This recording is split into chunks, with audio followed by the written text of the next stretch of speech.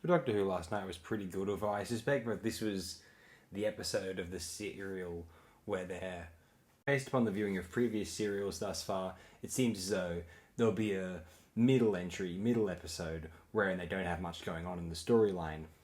I suspect that this episode is suffering from a little bit of that, although the second half of the episode is eventful. The first half is just a long form piece about it's almost 5 to 6 minutes of Ian in his prison cell. Barbara and Susan escape, meet up with some resistance, and then not much else happens from there.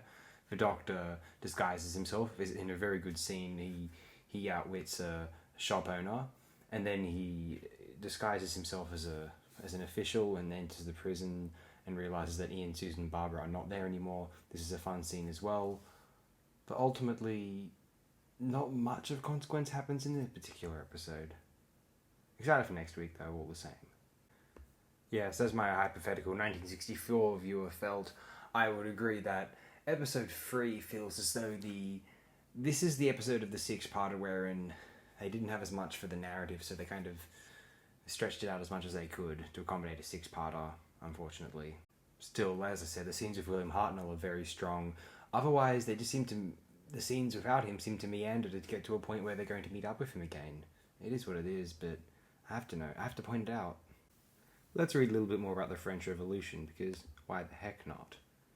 Its causes are generally agreed to be a combination of social, political, and economic factors, which the ancient regime proved unable to manage. In May 1789, widespread social distress led to the convocation of the Estates General, which was converted into a National Assembly in June. Continuing unrest culminated in the storming of the Bastille on the 14th of July, which led to a series of radical measures by the Assembly, including the abolition of feudalism, the imposition of state control over the Catholic Church in France, and extension of the right to vote. The next 3 years are dominated by the struggle for political control, exacerbated by economic depression and civil disorder. Austria, Britain, Prussia, and other external powers sought to restore the ancient regime by force, while many French politicians saw war as the best way to unite the nation and preserve the spirit of the revolution by exporting it to other countries.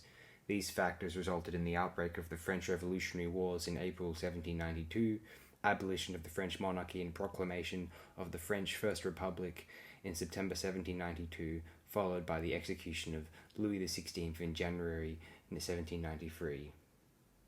The Paris-based insurrection of the 31st of May to the 2nd of June 1793 replaced the Girondins, who dominated the National Assembly, with the Committee of Public Safety headed by Maximilien Robespierre. This sparked the Reign of Terror, an attempt to eradicate alleged counter-revolutionaries. By the time it ended in July 1794, over 16,600 had been executed in Paris and the provinces. As well as its external enemies, the Republic faced internal opposition from both Royalists and Jacobins, and in order to deal with these threats, the French Directory took power in November 1795.